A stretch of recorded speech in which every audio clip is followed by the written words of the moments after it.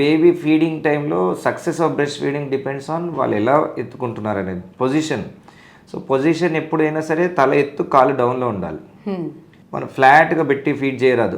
అందరు పిల్లోస్ పెట్టి పిల్లో మీద బేబీని పెట్టి ఫీడ్ చేస్తారు, అట్లా కాదు. తల ఎత్తు కాలు డౌన్లో ఉండాలి. బేబీ తల ఎప్పుడు ఎత్తు కాలు డౌన్లోకి, బేబీ ఫేసింగ్ టువర్డ్స్ మదర్.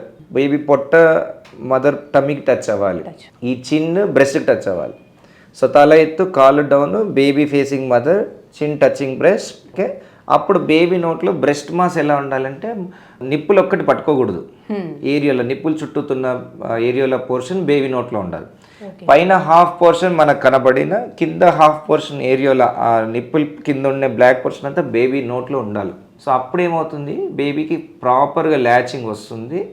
సక్ చేస్తే మిల్క్ బాగా వస్తాయి. నిప్పులు ఒక్కటే పట్టుకొని సక్ చేస్తే మిల్క్ పోదు. బేబీ సక్ చేస్తుందని మనం అనుకుంటాం, అది వేస్ట్ సక్కింగ్. అందులో బేబీ కడుపు నిండేది లేదు, చేసేది లేదు. పాలన్నీ లోపలే ఉండిపోతాయి, వీళ్ళకి గడ్డలు కట్టేస్తాయి.